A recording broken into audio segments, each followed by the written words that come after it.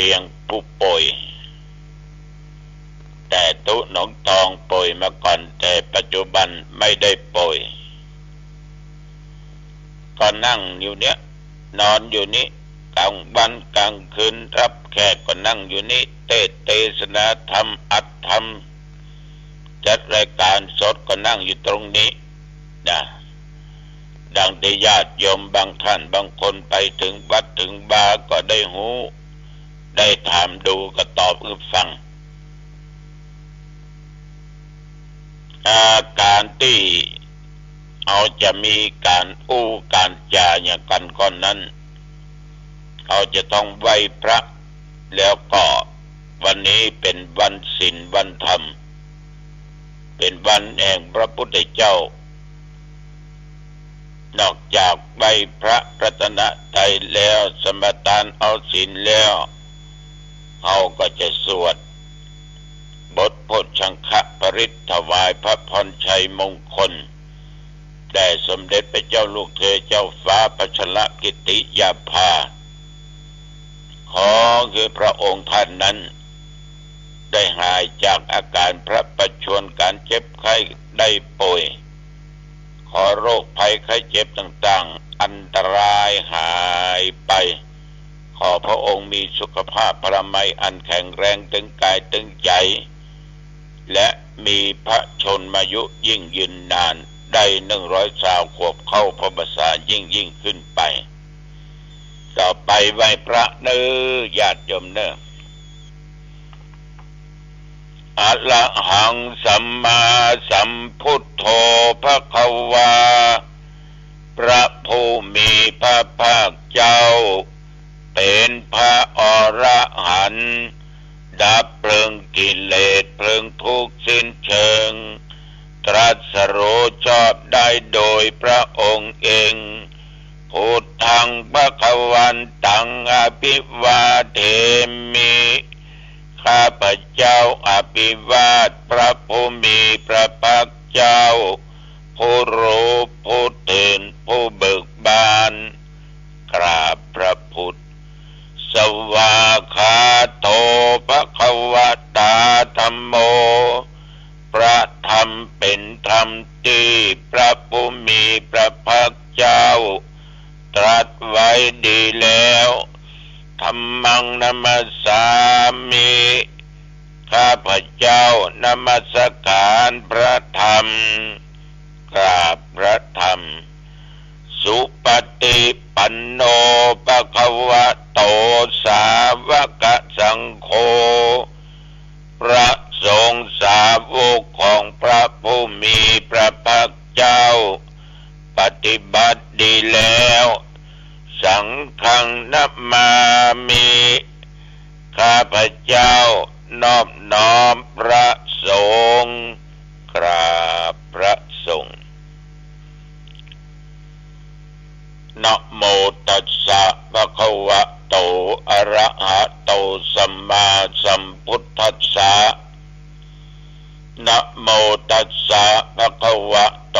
อะระหะโตสัมมาสัมพุทธัสสะนะโมตัสสะภะคะวะโตอะระหะโตสัมมาสัมพุทธัสสะพุทธังสรณังคัจฉามิธัมมังสรณังคัจฉามิสังฆังสรณังคัจฉามิตุติยัมปิพุทธังสรณังคัจฉามิตุติยัมปิธัมมังสรณังคัจฉามิตุติยัมปิสังฆังสรณังคัจฉามิ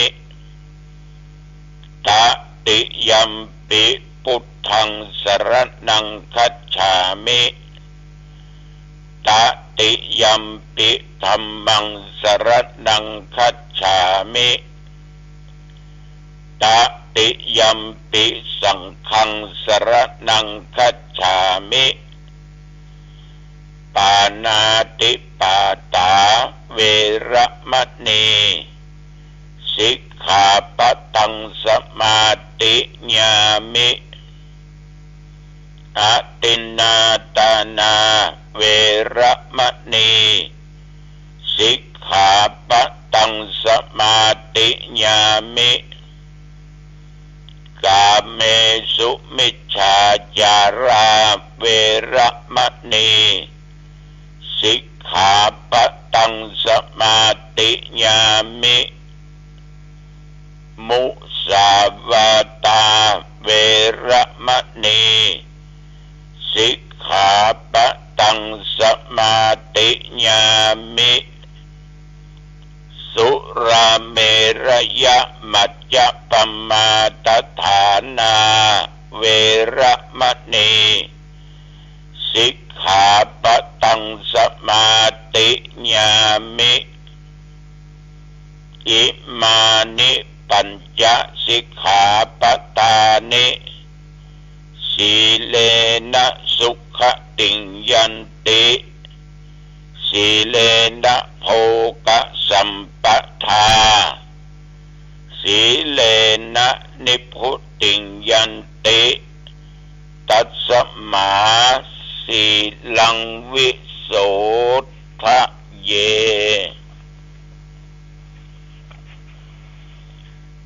ยะโตหังบาเกเนอาเลยะยะชาติยะชาโตนาปิชานาเมสันเจจาปานังชีวิตาโวโรเปตาเตนะสัจเจนะโสติเตโอโตโสติขัพพัชชาโพชังโคสติสังฆาโตธัมมานังวิจโยตถาวิริยัมปิติปัสสัทธิโพชังคาจาตถาปะเรสัมมาทุเปกขโพชังคาสัตเตเตสัพพทัสสินามุนินาสัมมาทัคขาตาภาเวตาภาหุลิกตาสังวัตตันติอภิญญายะนิพพานายะจาโพธิยาเอเตนะสัจจวัจเจ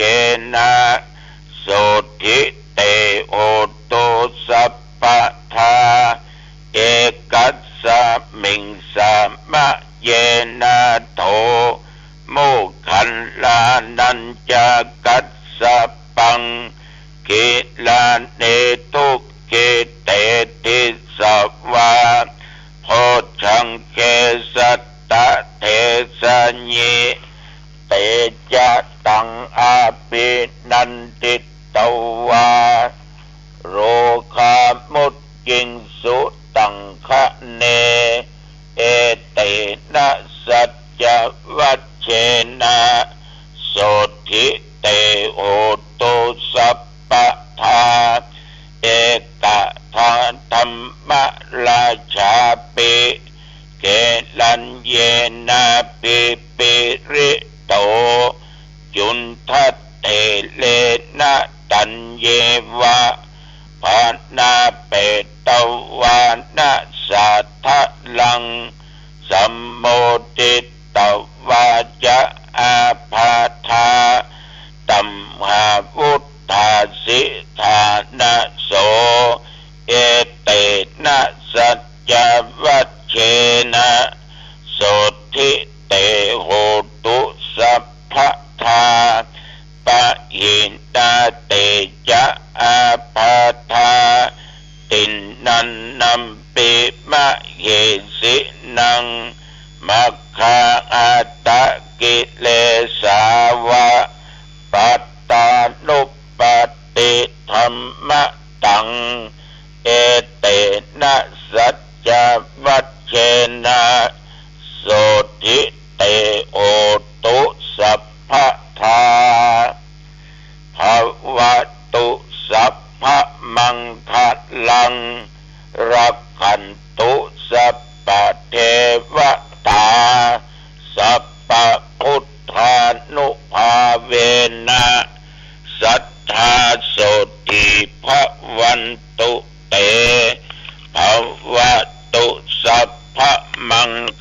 ลังรักขันตุสัพพะเทวตาสัพพะสังฆานุภาเวนะสัทธาโสถีภวันตุเตขอถวายพระพรกรมอุตุได้ประกาศตักเตือนว่าตั้งแต่เมื่อตะวันวามาจนถึงปัจจุบันนี้หนองตองและบริเวณใกล้วัดหนองตองก็บ่มีรายงานว่าฝนตกลมก็บ่แห้งก็ยังฮ้อนอยู่สะน้อยตอนฟังหมู่เรื่องหน่อยสะน้อยนะอุณหภูมิ23 องศาแต่เรื่องฟ้าเรื่องฝนมันแน่นอนแต่ว่าวันซืนเนี่ยหนองตองมีสักเม็ดใกล้เคียงมีสักเม็ดแม่ริมลงบะปอยหลวงวัดแม่แอนตำบลห้วยทรายปทธโมสังโฆฝนลงแห่บะเล่นตามกางต้งกางตางที่เปิ้นจัดเวทีอย่างต่างๆนานามันต้องมีก้าขี้เปอะญาติโยมพระเจ้าปั่นปอนในป้อมได้อะเพราะฝนหลวงฝนมันตกนักเนี่ยมันบ่แน่มันบ่ตกบ้านเฮาก็ตกบ้านเปิ้นเนาะฝนนี่ถ้ามันบ่ตกเห็นเลยก็เดือดร้อนปลูกอย่างลงไปก็แห้งหมดเนาะมันอย่างเมืองกะริงกะราดฝนบ่ตกได้เป็นจัดมึนเขาปลูกข้าวปลูกถั่วปลูกงาเหี่ยวแห้งหมดตายแดดหมดชาวบ้านชาวเมืองเดือดร้อนไปฟ้องพญาเจ้าเมืองกะริงกะราดดูว่าจะได้ป่อพญาฝนยังบ่ตกอีปะล้ำบ่เหลือพญาเจ้าเมืองก็บอกว่าโอ้เดี๋ยวใจเย็นข้าพเจ้าจะถือศีลภาวนา7 วัน 7 คืนพญาเมืองกะริงกะราดถือศีลอย่างเคร่งครัดญาติโยม7 วันฝนถึงบ่ตกมีพราหมณ์คนหนึ่งเข้ามาบอกมากล่าวว่าโอ้เมืองเจตุตรนครนั่นนะมีช้างเผือกแก้วมงคลตัวหนึ่งเป็นช้างกู้บารมีเกิดร่วมวันตัญญามกับพระเวสสันดรช้างตัวเนี้ยตกอยู่ณที่ไหนที่ใดฝนก็ตกถูกต้องตามฤดูกาลญาเจ้าเมืองใจพาม8 คนแหละไปขอเอาช้างเผือกมงคลตัวนั้นได้มาถึงเมืองกะริงกะราดฝนลงบะญาติโยมนะอันนี้ฟังแล้วก็น่าคิดเนาะน่าคิดสิ่งดีๆสิ่งที่เป็นมังกละเป็นมงคลเนี่ยตกอยู่ในกระจุ่มเย็นที่หั่นมันเดือดร้อนสิ่งบดีมีมันจังเดือดร้อนญาติโยมเหมือนตกหนองตองแต่บ่ตกที่อื่นก็มีตกที่อื่นหนองตองบ่ตกก็มีฉะนั้นญาติโยมท่านผู้ฟังทั้งหลายพออู้ถึงอำเภอแม่ริมก็วันที่22 23ก็วัดตำหนักธรรมนิมิตรตำบลห้วยทรายอำเภอแม่ริมสาธุเจ้าวัดกับคณะศรัทธาเปิ้นจะทำทักษิณาทานหาผีตายเก่าเน่าเมิน เจ้าอาวาสกาตุเจ้าพระเนนกาศรัทธาเจ้าบ้านที่สร้างวัดสร้างวากาบ่าย2 โมงวันที่22วันที่23เปิ้นจะยกชัดขึ้นไว้บนวิหารชัดมี4-5 ตัวของพ่อบุญตันทองเที่ยงกับแม่คำแดงกับลูกเต้าตวงกะจะได้ยกกันวันที่23กิ่งเขาง่ายแล้วสวดสืบชะตาโตยยกชัดโตยเอาสูงสุดละจะอยู่เย็นเป็นสุขกิมากะขึ้นนื้อตุลุงจะได้ขึ้นไปกับวันที่22กับ23แล้วนะตุวัดมานิมนต์ละญาติโยมพ่อออกแม่ออกก็ต้องขออนุโมทนาขอบใจต่อท่านทั้งหลายที่ยังมาง่ายมาหอมอยู่แต่ว่าก็มาลายแต่เปิ้นบ่ฮือออกชื่อนะบ่ฮือออกชื่อคนละ500 กล่องบุญก็ได้1,000 กล่องบุญขอบใจนักที่จะซื้อเครื่องมือการแพทย์เครื่องช่วยหายใจไว้ห้อง ICU ของโรงยาห่างดงเนาะเกี่ยวกับการช่วยชีวิตกัน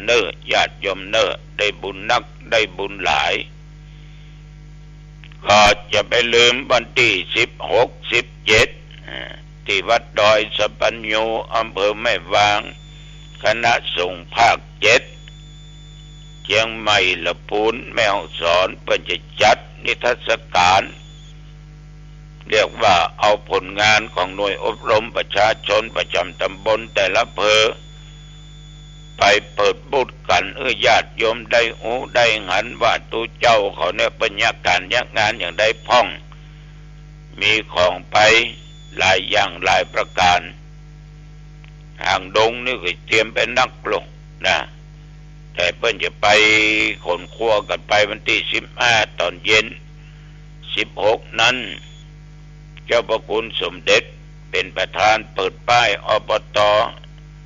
แอวพ่อกอยบุตรต่างๆเขาเป็น40-50 เต็นท์บนญาติโยมเพราะมันไปทุกอำเภอโล่นหน่วยงานราชการโรงเรียนแถมเบียตุลุงก็จะไปแล้วก็จะเลี้ยงเพนตุเจ้าเนี่ยอาหารจะเป็นเกือบ200 โต๊ะพอเลี้ยง2 วันที่16วันที่17อบรมอุปชาญาติโยมอยากจะเป็นเจ้าภาพเลี้ยงข้าวปลาอาหารแก่ตุเจ้าโต๊ะละ1,200 กล่องบุญแจ้งความประสงค์ได้ติดตุลุงนี่ก็ได้หมายเลขโทรศัพท์0819503471 0819503471ตุลุงเขาเจ้าขอเอาโต๊ะนี่นะ ไม่ใช่ว่าไปเกียมยกโต๊ะบนปิกบ้านใช่นะเลี้ยงตุเจ้าพระสงฆ์องค์เจ้าพระมหาเถระเนาะวันที่16-17ที่วัดดอยสปัญโญอำเภอแม่วางจังหวัดเชียงใหม่ใครจะไปเลี้ยงลงทานเลี้ยงน้ำเลี้ยงอย่างก็ได้วันนั้นถึง2 วันนั่นนะอันนี้ก็จ่าญาติโยมเป็นสายบุญญาติโยมอีกประการหนึ่งงานพระราชทานเพลิงศพของหลวงปู่ครูบาเจ้าอินตาอดีตเจ้าอาวาสวัดศาลาตำบลน้ำแพร่อำเภอหางดงเปิ้นจะพระราชทานกันเป็นอาราธนาสรีระร่างกายครูบาเจ้านอนบนปราสาทนกอัสดีลินในบริเวณกลางของวัดเปิ้นเนาะฉะนั้นก็ตั้งแต่วันที่21 22 23จะมีการนิมนต์ตุเจ้ามาสวดพุทธมนต์ตอนกลางวันเมื่อคืนก็มีการฟังเทศน์ฟังสวดแล้วก็วันที่24นั้นเมื่อไงก็จะทำพิธีสวดพุทธมนต์ที่หันถวายทานที่หันจักผ้าบังสกุลกันที่หันเพราะกินข้าวตอนกันเรียบร้อยประมาณบ่าย2 โมงปลายก็จะลากปราสาทนกอัสดีลิงไปพระราชทานเพลิงศพกันที่เทศบาลตำบลน้ำแพร่ ระยะทางก็ประมาณเกือบ2 กิโลเนอะเกือบ2 กิโลมันหน้าหนาวมันต้องมาฮ้อนม่วนเนอะปล่อยร้อนนี่ม่วนเจริญเนอะญาติโยมเนอะญาติโยมท่านพุทธศาสนิกชนท่านผู้ฟังทั้งหลายแต่ว่าทุกเจ้าก็อยู่วัดวันค่ำเนาะถึงไปไหนแต่ก็ยังว่าเปิ้นมาตานกันเข้าแล้วก็ถามด้วยนะมาถามตัวลุงตัวเรื่องการปังสกุลก็เกี่ยวกับเรื่องปังสกุลเป็นเนี่ยถ้าจะให้มันง่ายๆมันก็ไม่ยากหรอกเปิ้นก็นิมนต์ตุเจ้าเนาะไปปังสกุล4 ตนคนที่เปิ้นป่วยหนักบาหายก็ใช้ผ้าขาวเนี่ยคุมไว้ตัวร่างกายแล้วก็เอาผ้าบังสกุลปาดเอาตุเจ้าเพื่อก็ไปบังสกุลเนี่ยนอกนั้นก็จะมีไตรยทานการอย่างการถวายกันเข้าถวายก็ถวายได้แต่เต้าที่อาตมาภาพเคยทำมา4-5 เตื้อแต่ก็บ่อยากเขาทำนะก็ทำไปเนาะว่าเป็นมังกรเป็นมงคลบางคนเนี่ยมีคนตักว่าหัวหายคอขาดเป็นนั้นเป็นนี้นะก็เลยไปขอทำปังสกุลเป็นที่วัดก็มีขันเข้ามีขันดอกมีวัตถุไตรยทานถ้ามีผ้าขาวมีผ้าเอาไปถ่ายนะก็จะนอนทำพิธีกันบนวิหารนอนนิมนต์เจ้า4 ตนเรียกว่าท่านทั้งหลายพิธีนั้นใช้เวลาอยู่ประมาณเกือบชั่วโมงคนนั้นนอนลงเรียบร้อยก็ผ้าขาวเขาปกตุเจ้าก็สวดแล้วก็บังสกุลแล้วก็เอาวางที่เก่าที่เดิมสวดเปิ้นตายนะยังเปิ้นตายนะเนาะเรียบร้อยก็สวดกำเนิดเกิดใหม่นะกำเนิดเกิดใหม่บังสกุลเรียบร้อยก็สวดกำเนิดเกิดใหม่เสร็จเรียบร้อยแล้วท่านทั้งหลายตั้งชื่อให้ใหม่ชื่อแก้วมันบ่ดีเนาะก็เลยเปลี่ยนชื่อว่าไอ้รัตนะก็แปลว่าแก้วหรือจากแก้วจะเป็นไอ้เป็งไอ้คำก็ได้นะเปลี่ยนชื่อแล้วก็บอกไปอาบน้ำถ่ายผ้าเก่าขว้างหมดห้ามเอาปิกบ้านปิกจองต่อจากนั้นอาบน้ำเรียบร้อยปิกมาก็มานั่งสืบปุราจตาให้น้อยก็ใช้เวลาเนี่ยเกือบชั่วโมงเหมือนกันนะแล้วก็มีการถวายขันเข้ากับปัจจัยไตรยทานถ้าจะมีบ่มีก็ได้ญาติโยมนิมนต์ตุเจ้า4 ตนฉะนั้นตุเจ้ามันต้องครบต้องหาวันหรือได้นะตุเจ้าครบอยู่ครบก็ทำได้อันนี้ก็ทำพิธีเหมือนกับสืบต่ออายุแต่ว่าสิ่งเหล่านี้อาตมาภาพก็ฝากว่ามันได้ให้กำลังอกกำลังใจกันเพราะบทพุทธมนต์การเจริญพุทธมนต์นะเป็นมังกรเป็นมงคลต่อทุกๆคนญาติโยมแต่ที่ทำมานั้น4-5 เตื้อปัญหาโมเดลกันคอขาดหัวหายหรือมีปัญหานักเจ็บป่วยนะอันนี้ก็ได้ทำให้อันเนี้ยการที่จะบังสกุลเป็นนั่นก็วิธีง่ายๆมันก็มีดังที่กล่าวเบื้องต้นตะกี้ฉะนั้นศรัทธาสาธุชนญาติโยมในชีวิตของคนเฮาเนี่ยมันก็มักจะเกิดเหตุหลายอย่างหลายประการแล้วก็ถ้าบาดเจ็บบ่เป็นบ่ป่วยมันมีปัญหาเขาตึ้มล้นก็ไปหาทุเจ้าเนาะถ้าสบายนี่กายไปกายมาถ้าบ่สบายก็มีปัญหาเข้าไปหาตุละอันนั้นอันนี้สเปดมนุษย์เนาะมนุษย์อันนี้ตุลุงขอฝากไว้นะมีสติมีสัพพัญญะ ตั้งอยู่ในศีลกินอยู่ในธรรมเนอะจะอยู่เย็นเป็นสุขเอาละอู้จากไปมาเป็นเวลาพอสมควรอายุวันโนสุขังพลังพบกันใหม่พบกันใหม่โอกาสหน้าเจริญพรสวัสดีครับท่านผู้ฟังที่เคารพวันนี้ผมเกษตรเพชรจำริด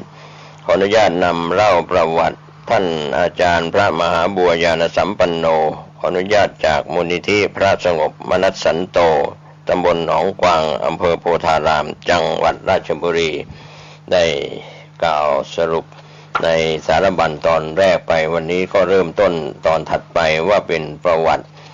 ของหลวงตามหาบัวพระอรหันต์แห่งประวัติศาสตร์องค์หลวงตาพระมหาบัวญาณสัมปันโนหรือพระวิสุทธิพระธรรมวิสุทธิมงคลวัดป่าบ้านตาดอำเภอเมืองจังหวัดอุดรธานีท่านเป็นพระมหาเถระผู้บำเพ็ญคุณูปการที่เป็นคุณประโยชน์ต่อประเทศชาติพระพุทธศาสนาและพระมหากษัตริย์อย่างใหญ่หลวงอเนกอนันต์และกว้างขวางมากที่สุดเท่าที่เคยมีมาในประวัติศาสตร์ชาติไทยสมกับ